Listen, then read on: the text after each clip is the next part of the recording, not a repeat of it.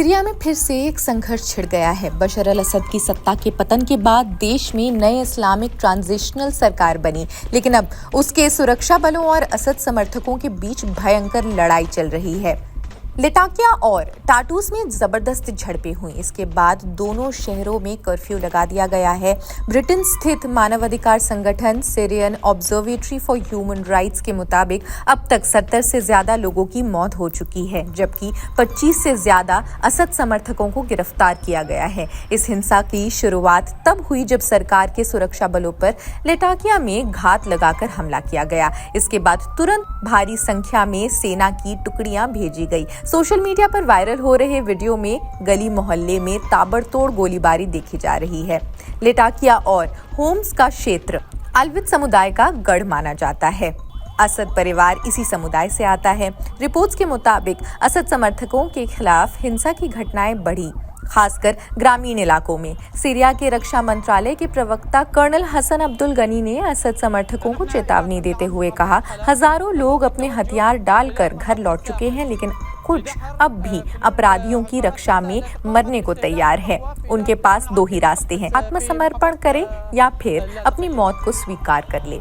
देश के दक्षिणी हिस्से में अस्थिरता बनी हुई है, जहां द्रूज समुदाय की सेना और सरकारी बलों के बीच झड़पें जारी है। इस बीच सीरिया के नई सरकार ने अंतर्राष्ट्रीय मंच पर दावा किया कि वो असद शासन के समय बनाए गए सभी केमिकल हथियारों को नष्ट करने के लिए प्रतिबद्ध है। हालांकि असद सरकार ने हमेशा ये दावा किया कि उसने केमिकल हथियारों का कभी इस्तेमाल नहीं किया है, लेकिन ह्यूमन राइट्स वॉलंटियर्स का कहना है कि उनके शासनकाल में कई बार ऐसे केमिकल अटैक्स किए गए। खैर, सीरिया में बशर अल असद का तख्ता पलटकर विद्रोही गुट हयात ताहिर अल शाम यानी HTS के लड़ाकों ने कई घरों पर गोलियां बरसाई।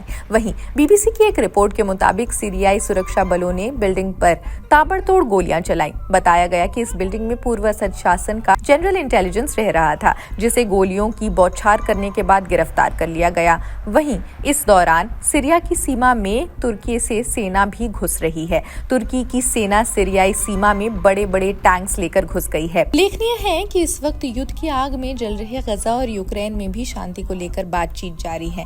राष्ट्रपति डोनाल्ड ट्रंप दोनों देशों के बीच अब शांति स्थापित करने के लिए कई तरह की बातचीत कर रहे हैं, मध्यस्थता करने की कोशिश कर रहे हैं। यूक्रेन में भी युद्ध रुकवाने की कोशिश चल रही है। अब जिस तरह से सीरिया में पूर्ववर्ती असद शासन और सीरिया की सत्ता पर बैठे HTS विद्रोही गुट के लड़ाके आपस में भिड़ गए, उससे लग रहा है कि आने वाले समय में सीरिया में भी अब एक बड़ा युद्ध छिड़ सकता है।